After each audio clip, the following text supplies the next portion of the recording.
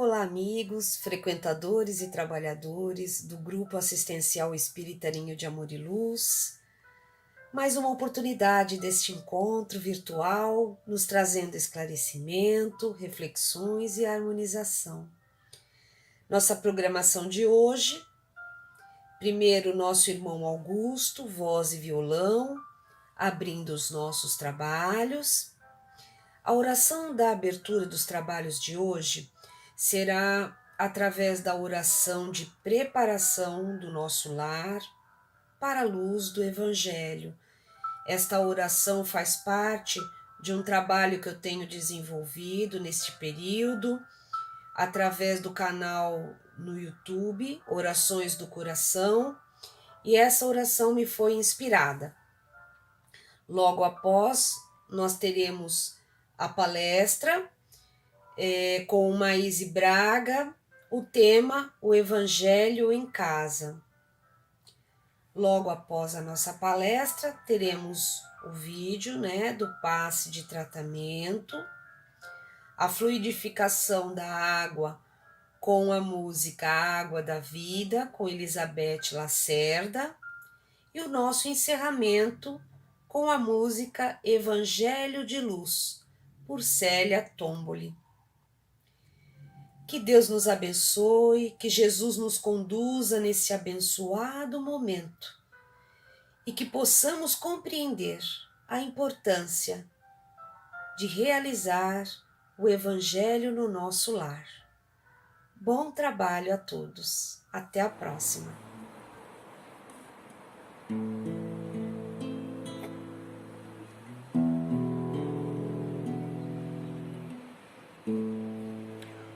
Pai nosso, tu que estás nos que amam a verdade, faz que o reino que ele prometeu chegue logo aos nossos corações, que o amor que teu Filho nos deixou, ó Senhor, esteja sempre conosco, e no pão da humildade,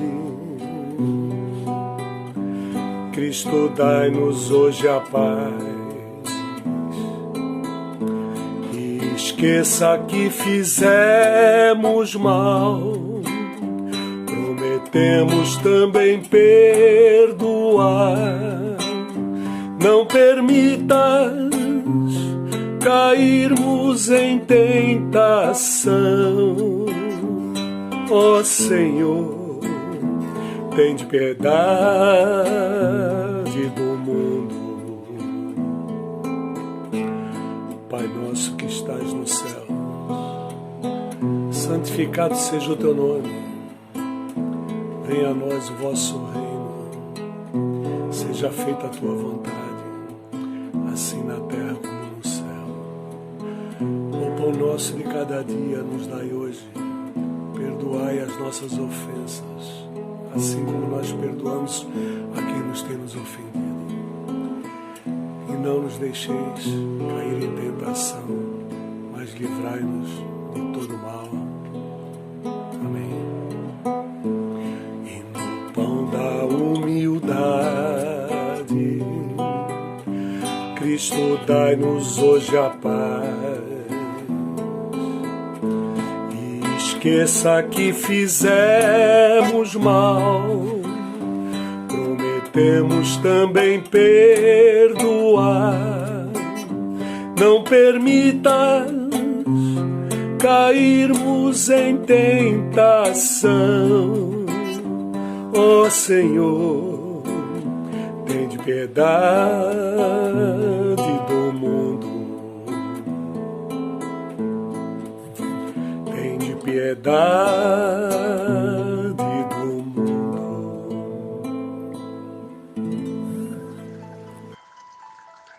Senhor, elevo meus pensamentos pedindo tua permissão, Pai de bondade, para que a espiritualidade amiga e protetora esteja presente neste ambiente, me auxiliando a preparar meu lar para receber a luz do Evangelho do Cristo.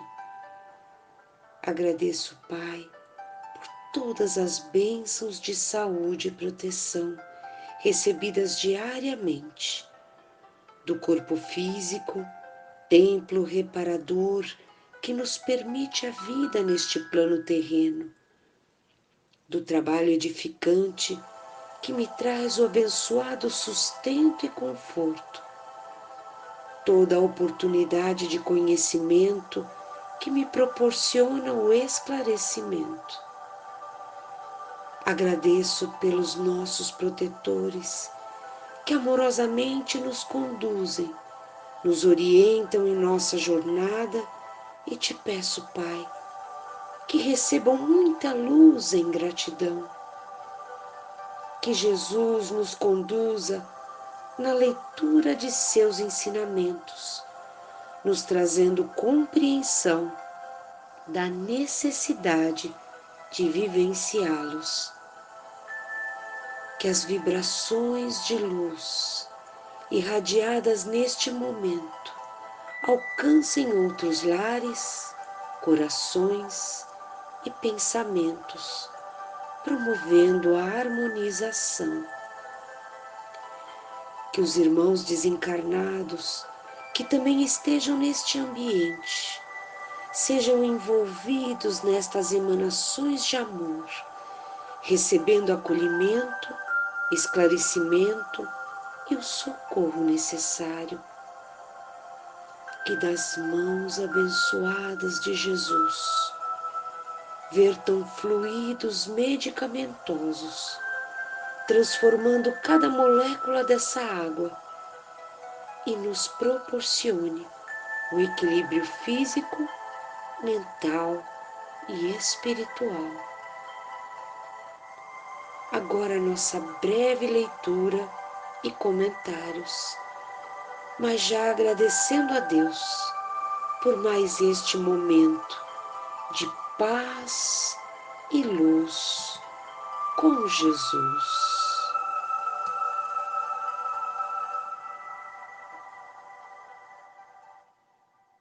O tema é o Evangelho em Casa. Ao longo dos muitos anos, todas as pessoas que chegam à casa espírita para orientação são sempre aconselhadas a instituírem em seus lares um momento de Evangelho. O momento em que, uma vez por semana, de preferência, é claro, sempre na mesma hora, no mesmo dia escolhido, a família possa se reunir para a leitura do Evangelho, de uma página edificante e de uma prece. Mas conheço milhares de pessoas que o fazem sozinhas, porque a família ou está distanciada daquele momento, ou simplesmente não crê na possibilidade de tanta beleza, cura e bênçãos que podem acontecer dentro do lar naquela hora. Os espíritos não nos iludem, experientes, já viveram na Terra muitas vezes, como nós mesmos, e nos dizem que, nos dias de hoje, a maioria das famílias não está unida por afinidades espirituais, mas por resgates a serem feitos. Mesmo quando temos uma família que não compreende o nosso coração, e nós também não conseguimos compreendê-los, cabe-nos saber que se esta família está conosco, é porque essa foi a nossa escolha. Não a da nossa afinidade maior, não a dos amores que cultivamos em outra vida, mas muitas vezes o passado em forma de presente. Pessoas que foram antagônicas a nós e que agora estão unidas a nós pelos laços do sangue, exatamente para que, de uma forma mais próxima, resolvamos questões que vêm de outras existências. Não adianta imaginar que, já que a minha família não entende, o exemplo não deve partir de mim. Se tem uma compreensão maior, naturalmente deve partir de mim o esforço de que a família esteja unida em torno da felicidade para todos. Entretanto, nem sempre é possível. Às vezes encontramos em nomes queridos como pai, mãe, companheiro, esposa, filho, avô, avó, os nossos maiores antagonistas de ontem. Não adianta imaginar que vamos deixar como está, porque do outro lado da vida as coisas vão se resolver. Tudo aquilo que não solucionamos na Terra nos acompanha o coração, além da vida física. E numa próxima existência vem com dificuldades maiores. Às vezes é comum encontrar pessoas que dizem: eu queria ser filho do meu vizinho, eu queria ter afinidade com a minha família, mas não tenho de forma alguma, a não ser com o tio fulano, de quem eu gostaria de ser filho. Mas é claro que as pessoas com quem já resolvemos nossas questões emocionais são sempre aqueles que hoje detêm nossa simpatia. Aqueles que têm problema conosco e nós com eles, são o que nós viemos para resolver. Me lembrei agora de Luiz Fernando Veríssimo, o escritor, e o genro, a filha e a neta moram com ele, na mesma casa. Ele estava na biblioteca e viu o pai e a mãe da menina dar uma bronca na menina. Alguma coisa ela tinha feito que o Veríssimo não ficou sabendo o que era, que precisava de uma bronca do pai e da mãe. Ela, nos seus 5 anos, calada, ouvindo. E o pai e a mãe dizendo: você não podia ter feito isso não é certo, não repita mais. Quando os dois se calaram, para a surpresa do avô Veríssimo, ela se levantou da cadeira, ergueu os braços, olhou para o céu e disse: ó céus, onde estão os meus verdadeiros pais? E ele não pôde deixar de rir, porque ele não sabia o que ela tinha feito, mas ela estava ali clamando por pais diferentes, que não lhe chamassem a atenção pelo que ela havia feito de errado. No mundo espiritual, com certeza, muito mais do que a necessidade de ter familiares com os quais nos afinizamos, pedimos, muitas vezes, para ter bem próximos aqueles que tentaram disciplinar nosso coração sem sucesso. Voltam como nossos pais, muitas vezes rígidos e autoritários, porque nós mesmos pedimos essa condição, sabedores de que nossa alma precisava daquela disciplina. Quando adultos, muitas vezes dizemos que nossos pais não foram corretos conosco, ou foram extremamente rigorosos, e queremos ser mais amigos dos nossos filhos. Entretanto, sabemos todos que há momentos em que nossos filhos precisam também de disciplina, de limites, não só de amor, porque são almas que vieram do espaço para progredir em nossos braços. São almas que vêm de outras experiências, muitas vezes distantes das nossas, e que agora estão conosco. Os netos se incluem. O último censo mostrou que é enorme o número de avós que hoje assumem a responsabilidade dos seus netos. Isso não é por acaso. Com certeza, há um retorno àquele homem e àquela mulher mais experientes que podem, na ausência dos seus filhos, dar a seus netos as matrizes morais necessárias a toda alma que continua a sua caminhada na Terra. Importante pensar que um dia nos perguntarão, sem dúvida, o que nós fizemos dos corações que nos cercavam. E hoje parece fácil justificar que não éramos compreendidos e vivíamos numa família que não tinha afinidade nenhuma conosco. Mas no dia de amanhã, fora da matéria, libertos, nossa consciência talvez nos acuse de não termos ido até o último passo junto a pessoas difíceis que poderiam ter se tornado, ainda nessa existência, nossos maiores amigos. Quando a filha de Jairo foi julgada morta, Jesus é chamado em pranto pelo pai dela para observar se ela tinha mesmo morrido. Ele a chama de volta, a abraça, leva até o pátio da casa e pede apenas que alguém lhe desse um pouco d'água. A filha de Jairo, que estava morta, havia voltado a viver. Quando ele se afasta da cidade por 4 dias, Lázaro morre. E Maria e Marta, suas irmãs, esperam Jesus na fronteira para dizer: Senhor, se estivesses aqui, nosso irmão não teria morrido. E Jesus, então, faz tirar a pedra do túmulo e traz Lázaro de volta. Ele morreria 6 meses depois, mas a sua combinação com Jesus estava feita. Haviam combinado, ainda antes de Jesus vir à Terra, que ele seria uma das maiores testemunhas dos milagres de Jesus, retornando ao corpo 4 dias depois do seu sepultamento. Jesus fez mais. Ele instituiu na casa de Pedro, apesar do mau humor terrível que a sogra de Pedro manifestava, um momento de prece. Disse que ninguém mais deveria chamar Deus de Senhor, mas sim de pai, e ensinou o Pai Nosso. Fez com que toda semana, por instantes, naquela casa, os vizinhos, as pessoas que vinham de longe, tivessem um momento de oração. Os amigos espirituais nos contam que no futuro, quando nossa fé for muito maior do que é hoje, talvez não precisemos da casa religiosa e nem mesmo da medicina, porque acharemos cura para nossas dificuldades espirituais e físicas num simples copo d'água, dentro da nossa casa, num instante de sincera oração. Quando eu era adolescente, tínhamos uma cachorra chamada Melica, era uma poodle. Ela viveu muitos anos, uns 15 anos, e toda terça-feira à noite era dia de evangelho na minha casa. Às vezes, por motivos estranhos a nós, nos esquecíamos da hora do início da prece. E era impressionante como a cachorra nos lembrava, porque ela começava a correr em volta da mesa da sala, latindo e, naturalmente, pressentindo a presença dos espíritos. Quando, sinceramente e de forma miúde, nós escolhemos um dia e uma hora para estar em oração com nossa família, os amigos espirituais também anotam esse dia e hora. E é muito frequente ver, no momento do Evangelho, que eles trazem espíritos que estavam vagando nas ruas para assistirem àquele momento. Dr. Bezerra de Menezes, aqui nessa casa, na década de 70, costumava dizer que quando em um prédio uma família faz um instante de oração, toda a rua, toda a quadra, se pudermos falar de Brasília, recebe uma luz.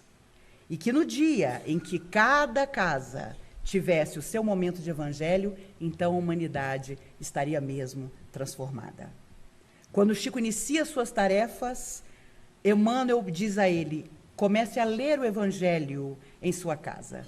E só ele e seu irmão José Xavier lhe faziam companhia naquela hora.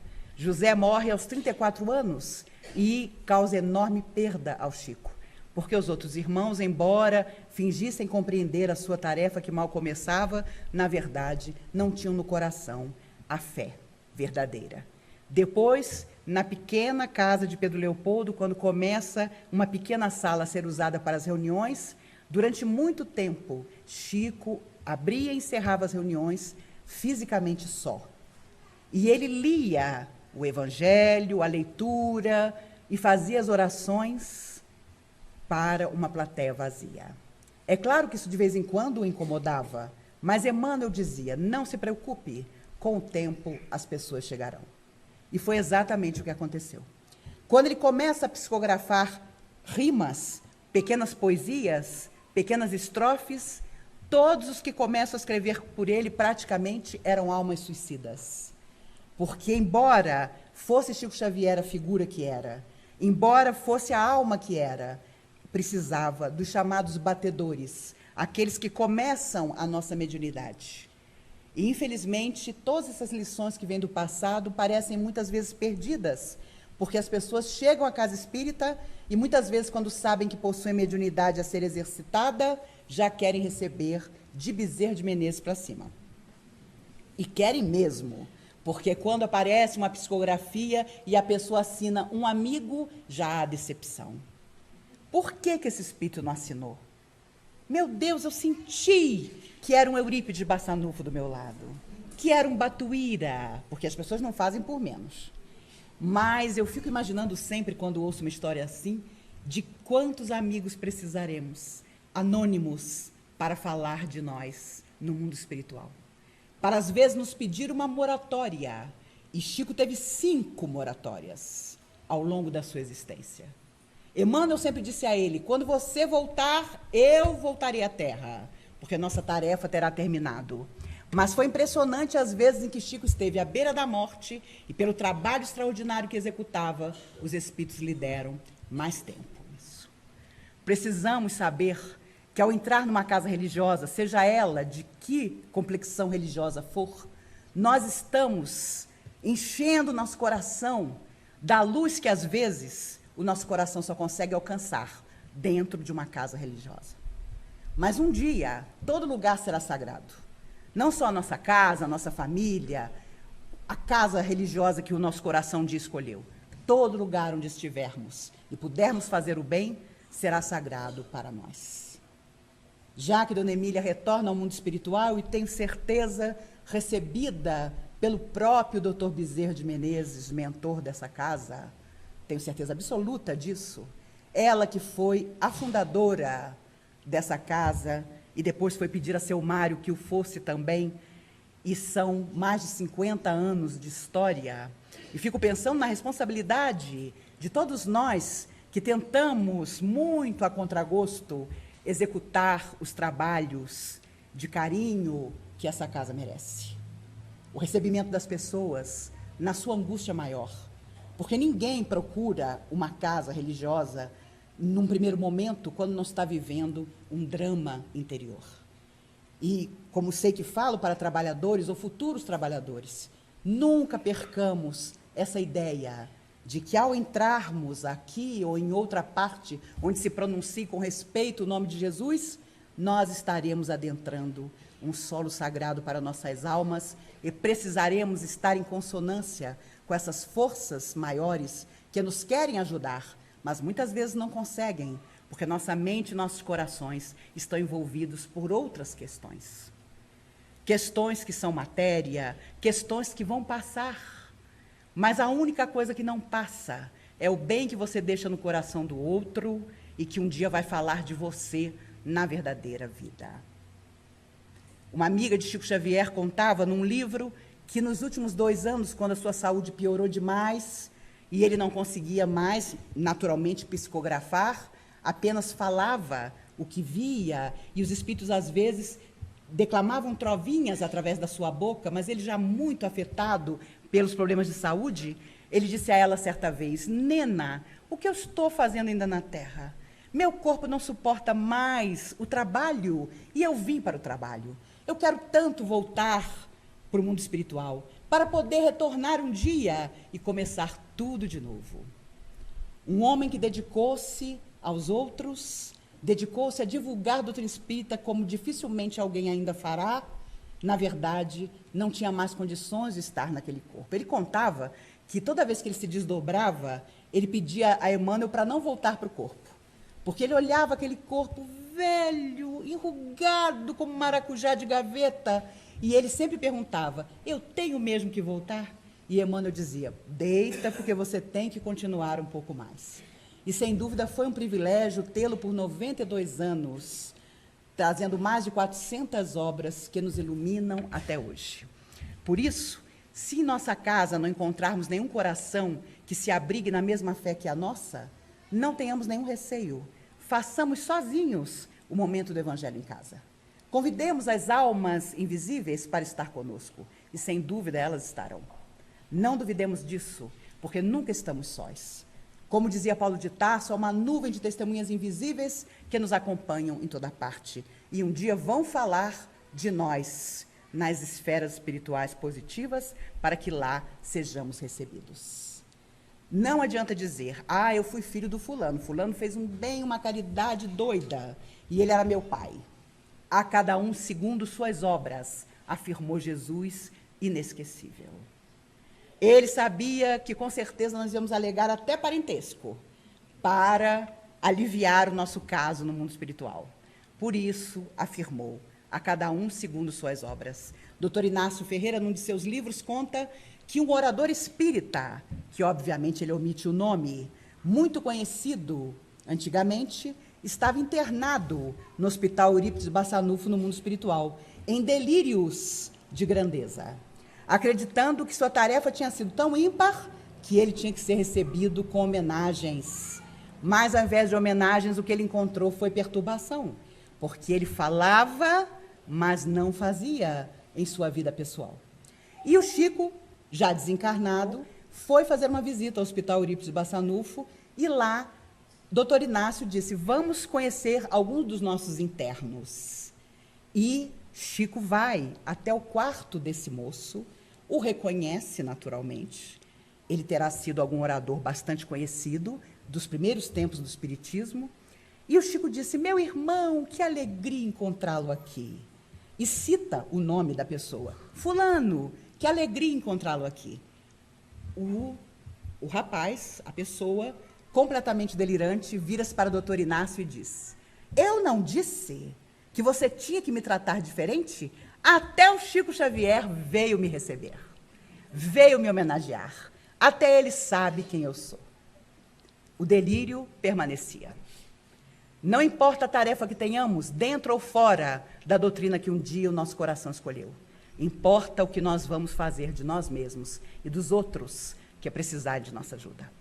E se nós formos mais sensíveis ainda, iremos até aqueles que nem sabem que precisam de ajuda. Mas na hora do seu pesadelo, nós lá estaremos. Se ainda estamos no corpo de carne, esse é um privilégio que não atende a todos nos dias atuais.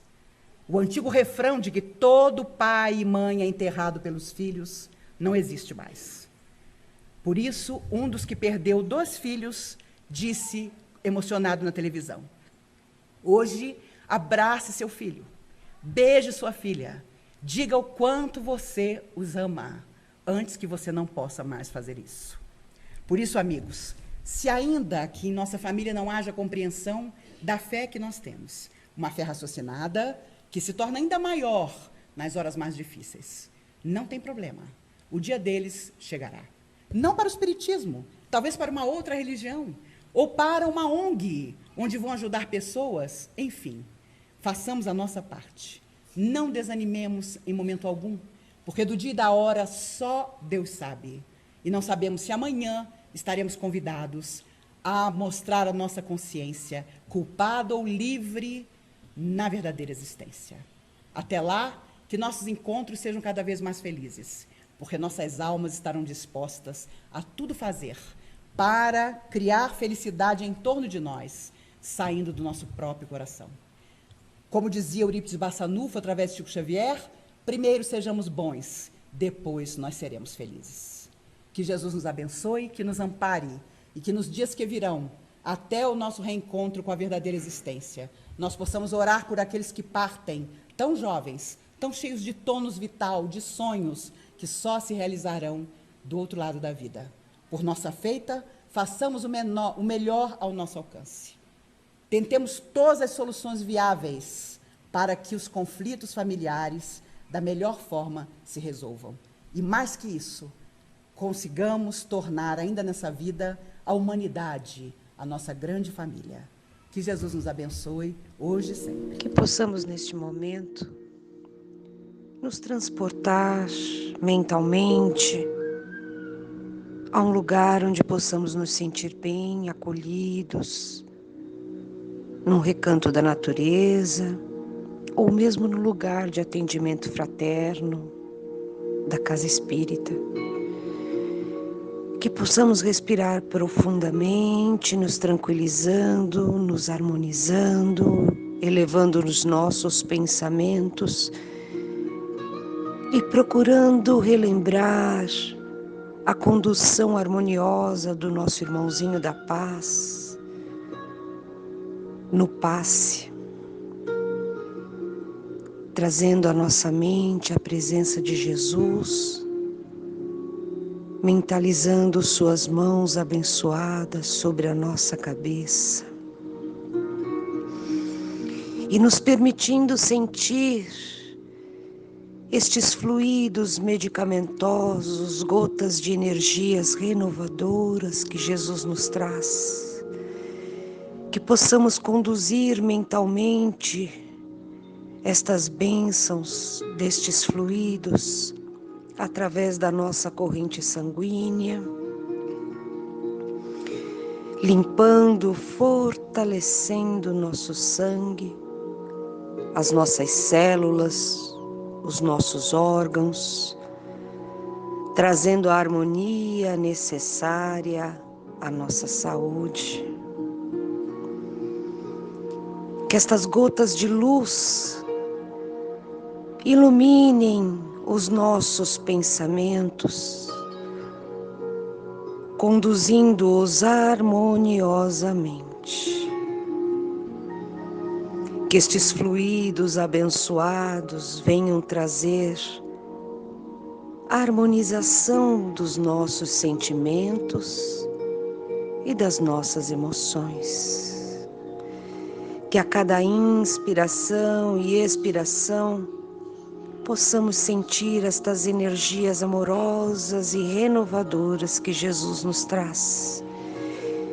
E que a cada expiração possamos sentir como uma grande limpeza no nosso corpo físico, mental e espiritual, nos trazendo leveza, equilíbrio, para que dentro de nós permaneça somente o que o Cristo neste momento nos traz.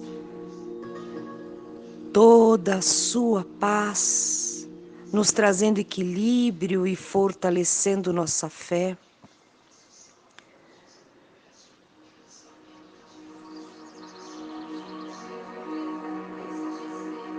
Toda a luz de Jesus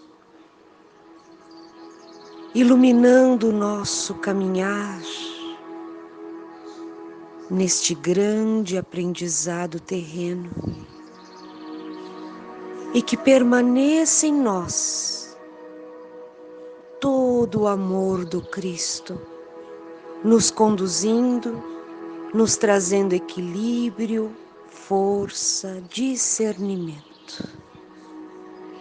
Que a paz de nosso Senhor Jesus Cristo esteja com cada um de nós. Que assim seja. Graças a Deus e graças a Ti, Jesus.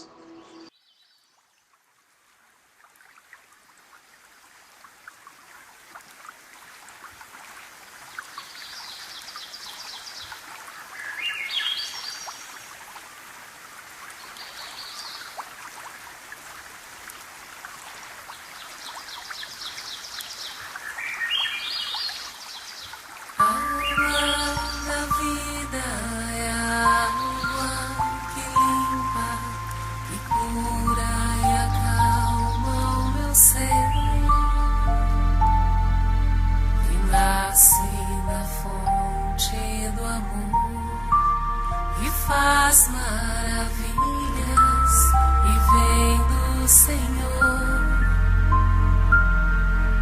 fecunda minha alma, calma o meu coração, no pranto e na dor, remove barreiras, reluz em cheias, desperta o meu ser para recomeçar. Vem, vem, Senhor, põe tuas mãos sobre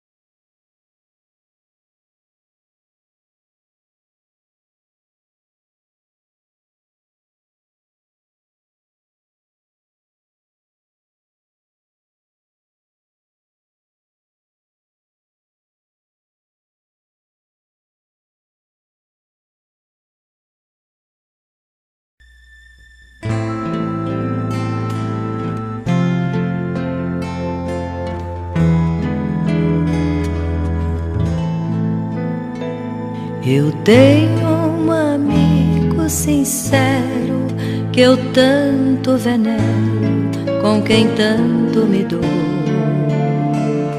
É meu professor, meu parceiro, meu bom companheiro e muito me ajudou.